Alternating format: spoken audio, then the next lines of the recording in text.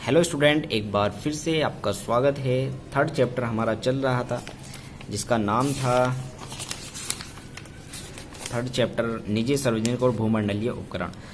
हमने पिछली वीडियो में निजी और सार्वजनिक क्षेत्रों के बारे में पढ़ लिया था। इसके बाद अब हम आगे पढ़ते हैं बहुराष्ट्रीय उपक्रम। ग्लोबल एंटरप्राइजेज क्या होता है? ग्लोबल एंटरप्राइजेज क्या होता है? जब जो कंपनियां देश के साथ विदेश में भी काम करती है तो वो बहुराष्ट्रीय कंपनियां कहलाती हैं। भारत की अर्थव्यवस्था मिश्रित अर्थव्यवस्था है, ठीक है। यहाँ पर निजी और सरकारी दोनों तरह की कंपनियां चलती है। तो एक राष्ट्र का अन्य एक देश का दूसरे देशों के कई देशों में अपना व्यापार बढ़ाने को बहुराष्ट्रीय उपक्रम या ग्लोबल एंटरप्राइज कहते हैं, ठीक है। इसकी ज़रूरत क्यों पड़ी? देखिए, बहुराष्ट्रीय कंपनियां जो होती हैं उनकी टेक्नोलॉजी अच्छी होती है, उनका पेमेंट सिस्टम अच्छा होता है, उनकी क्वालिटी अच्छी होती है।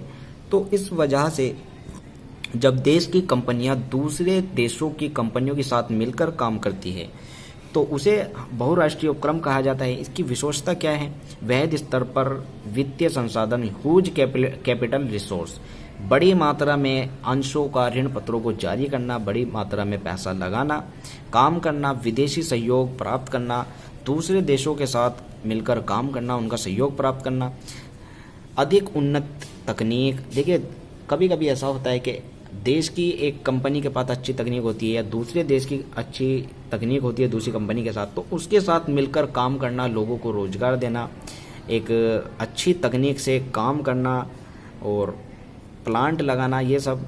क्योंकि भारत में यहाँ पर विदेशी कंपनियाँ काफ़ी अब अपना पैसा इन्वेस्ट कर रही है। उसका मेन कारण यह है कि यहाँ पर जनसंख्या ज़्यादा होने के कारण यहाँ पर जो वेजेज है बहुत कम मिल जाती है, जो मजदूर हैं बहुत कम रेट में मिल जाते हैं। व्यावसायिक प्रबंध करना, व्यावसायिक प्रबंध क्या होता है कि विदेशी जो मैनेजमेंट होता है वो अच्छा बताया जाता है। तो इस वजह से भी कुछ कंपनियां यहाँ पर इन्वेस्ट कर रही हैं। उत्पादन नवीनीकरण या बाजार की रणनीति तैयार करना, बाजार का विस्तार करना, मार्केट को बढ़ाना, केंद्रीय नियंत्रण करना, ठीक है। केंद्रीय नियंत्रण क्या होता है कि अपनी एक शाखा खोल लेना जो केंद्र हो सभी शाखाओं की, ठीक है। इसके लाभ क्या होंगे? पूंजी की उपलब्धता, रहन सहन के स्तर में वृद्धि, विदेशी विनिमय, फॉरेन एक्सचेंज, लघु पैमाना उद्योग में तेजी, तकनीकी विकास व रोजगार में वृद्धि, विदेशी व्यापार व बाजारों का एकीकरण, मार्जिन ऑफ फॉरेन ट्रेड। बहुराष्ट्रीय कंपनियों की कमियां बताई गई हैं। एकाधिकार की संभावना, एकाधिकार क्या होता है कि एक ही अपना अधिकार ज़्यादा जमाने लगता है। बहुराष्ट्रीय कंपनियां की तकनीकी अच्छी होती है, मैनेजमेंट अच्छा होता है, तो वो क्या करते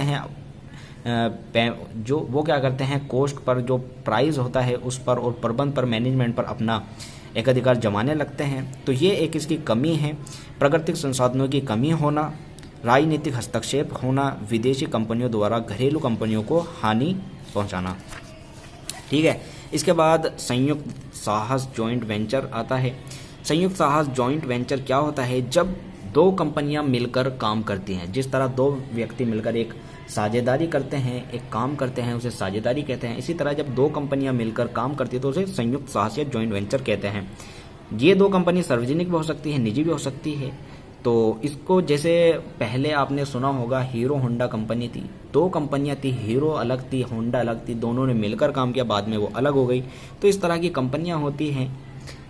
जैसे इसमें दे रखा है, यामाहा मोटर कंपनी ने तुंगभद्र उद्योग के साथ मिलकर बिरला यामाहा का निर्माण किया था, ठीक है। इस तरह की कंपनी होती है। दो प्रकार से देखा जाता है, समता पर आधारित और समझौते पर आधारित। समता पर आधारित यह होता है जब दो कंपनी मिलकर एक नई कंपनी का निर्माण करती है तो उसे समता पर आधारित कहा जाता है, ठीक है। दोनों कंपनी एक नई कंपनी बनाती है, दोनों कंपनी का मालिकाना हक होता है, दोनों कंपनी का प्रबंध संचालक होता है, ठीक है। तो संयुक्त साहस के कुछ उदाहरण यह है, वोडाफोन का जैसे दूसरी टेलीकॉम कंपनी का नेटवर्क इस्तेमाल करना, गूगल व नासा गूगल ऊर्जा के विकास के लिए, ठीक है। समझौता आधारित क्या होती है? एक समझौते के लिए कोई कंपनी जॉइंट वेंचर बना लेती है, एक समझौता कर लेती है कि हम ये काम मिलकर कर लेंगे, एक समझौता दोनों के बीच में हो जाता है, तो उस काम के लिए कॉन्ट्रैक्ट कर लेते हैं, तो वो जॉइंट वेंचर कंपनी हो जाती है। इसके साथ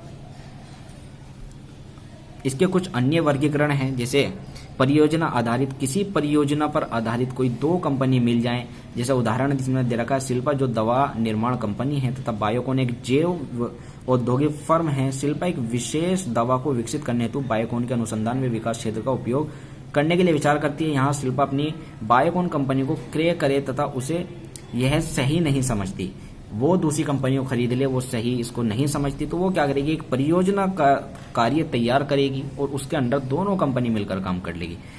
कार्य आधारित, किसी कार्य पर दो कंपनी एक कार्य पर दो कंपनी मिलकर काम कर ले, या ऊर्ध्वाधर संयुक्त उपक्रम, दो पहली कंपनी दूसरी कंपनी का कुछ हिस्सा निर्माण करके दे और उस हिस्से को अपने कार्य में लगाकर पूरा उसको अपना नाम दे। इस तरह ऊर्ध्वाधर संयुक्त उपक्रम कहा जाता है। जैसे इसमें उदाहरण के लिए दे रखा है, सी कंपनी बी कंपनी के साथ कार्य करने हेतु जुड़ी है। सी कंपनी बी कंपनी के किसी उत्पाद का एक भाग तैयार करने हेतु माल भेजती है तथा उसके पश्चात जब वो तैयार हो जाता है तो उसको पूर्ण रूप से तैयार करके बी कंपनी उसको बेच देती है, सी कंपनी उसको बेच देती है और अपना नाम दे देती है। तो एक पार्ट तैयार कराना दूसरी कंपनी से, तो इसे ऊर्ध्वाधर कहा जाता है। क्षैतिज कंपनी, जब दो कंपनी का एक ही तरह का काम है वो मिलकर काम कर ले तो इसे क्षैतिज संयुक्त उपक्रम कहते हैं।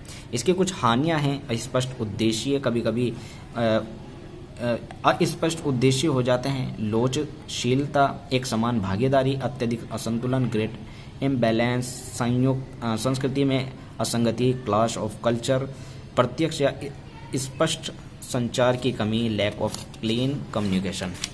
ठीक है, संयुक्त साहस के कुछ लाभ हैं, जैसे नए बाजार की खोज कर लेते हैं ये। ठीक है, जैसे मारुति और सुजुकी दो कंपनी थी, दोनों ने मिलकर काम किया था। कोका कोला ने पेप्सी में अपना व्यापार किया, तो इस तरह एक मार्केट खोज लेते हैं। जब मार्केट इनको मिल जाती है तो ये हो सकता है अलग भी हो जाए, हो सकता है ये मिलकर भी काम कर ले। संसाधनों का प्रयोग कर लेती हैं एक दूसरे के, नई तकनीकों का प्रयोग कर लेती हैं एक दूसरे की। ठीक है, कम लागत पर नए आविष्कार भी कर लेती हैं। अपना एक ब्रांड, कभी कभी ऐसा होता है कि अच्छी कंपनी है लेकिन वो चल नहीं पा रही और एक दूसरी कंपनी के साथ मिलकर वो अपना काम कर लेती है, तो एक ब्रांड नाम मिल जाता है उसे।